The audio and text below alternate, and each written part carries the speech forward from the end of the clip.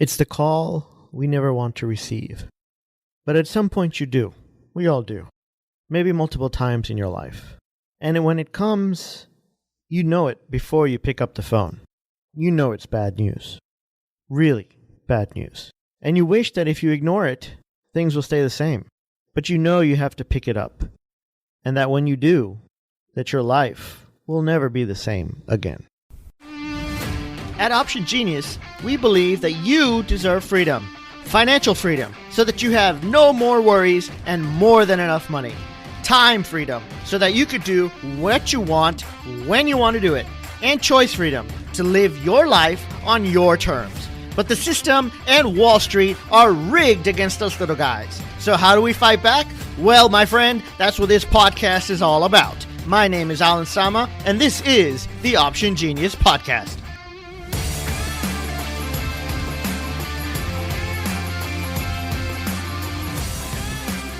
We got one of these calls on Saturday, August 31st, 2019. My wife and I had gone to dinner. My wife's mother, my mother-in-law, was watching the kids and was going to sleep over. As soon as we ordered, the call came. It was from my mother-in-law. Someone had beaten up my father-in-law at work, and he was taken to the hospital. So we canceled our food, rushed to the hospital, and as soon as we got there, we basically got the silent treatment from the staff. They knew something had happened. They didn't want to tell us. They wouldn't even look at us. That's when we knew things were really bad.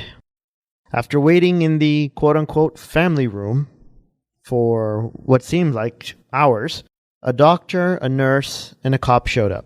My father-in-law was not beaten up. It was a robbery, and he was shot in the stomach. 1 bullet. And he didn't make it. Period. End of story. End of life. Death is a part of life. Yeah, we know that. Mentally, we know that. And there are many ways to die. But for the survivors, it doesn't matter how they die. It still hurts. It's painful. It still causes pain. As the word spread of the death, murder, whatever you want to call it, we had to deal with all the stuff that goes with it, right? Relatives calling nonstop, people flying in, driving in, coming over, friends, family that nearby, people that we know dropping by to give their condolences. And in this case, even the media. They kept hounding us for interviews and whatnot. Without our friends, we wouldn't have made it. My wife and I, my mother-in-law was in no shape to do anything. My wife and I, we didn't know what to do or how to act or how to handle this whole situation. But thanks to our friends, they just came over, took charge, and took care of everything. One family, they took our kids for the first day to just get them out of the house and out of that environment. Another family took them for the second day. Luckily, school was starting, so they went back to that. One friend took care of all the food and the arrangements for the people flying in. Another handled the funeral. And it was just amazing. And myself, as a severe introvert, I have never been one to keep in touch with people or to easily trust. But these people, these friends that I now call, they have my eternal gratitude. Death has that power to bring people closer together. And it's a reminder that all of our time here is limited for everyone. For some reason, most of us have to be reminded of this over and over and over again. We keep thinking that time will go on, we'll have plenty of time, we can do stuff, I'll just do it tomorrow, we put things off. But then we have to be reminded again and again. Now, I am not sharing this with you for sympathy or pity. We don't have a GoFundMe campaign. I am sharing this to remind you that life is short. And sometimes it's much shorter than we expect. And no one ever imagined that my father-in-law would be gone. Heck, his parents are in their 90s and they're still alive and kicking. He had genetics on his side, but in the end, it didn't matter. Whatever you want in your life, there is no telling if you are going to be around tomorrow to make it happen. So stop putting things off. The people that you love and you cherish, tell them today. And if you've already told them, tell them again.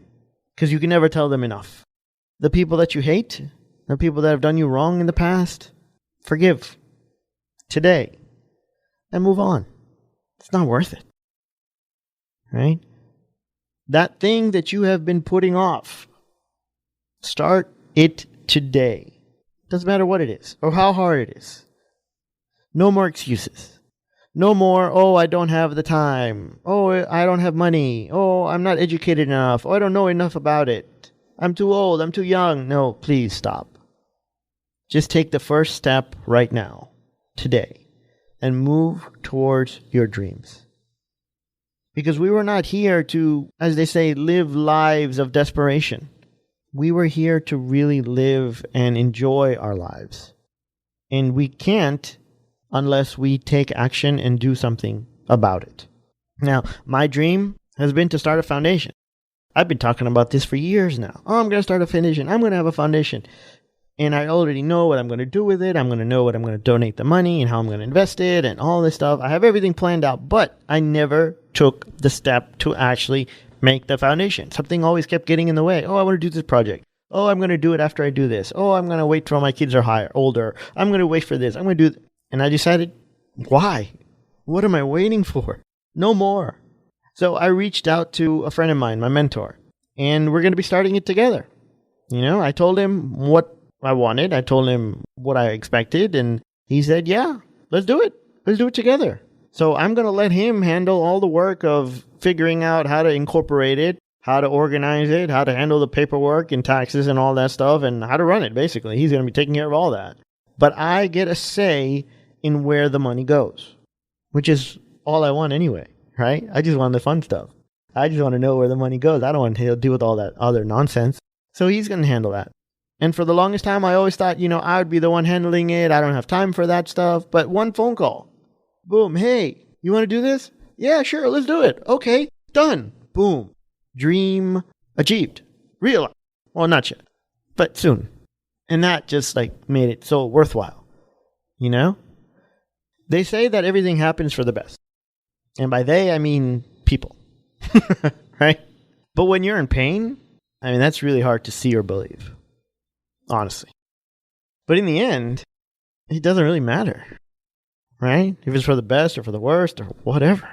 Because you got to move on anyway. And you have to live the best life you have. The best life you can. So again, I say, whatever is holding you back, do something about it. Now. Today. Every day that you are alive is a day that must be lived. So live it to the fullest and have no regrets. Thank you for listening. I wish you joy and peace, and may the odds be ever in your favor. All stocks are not created equal. We've analyzed thousands of optionable stocks to find the very best ones to trade options on. Lucky for you, you can just download the list for free. Get it at simonsaysoptions.com/stocks. Again, that's simonsaysoptions.com/stocks.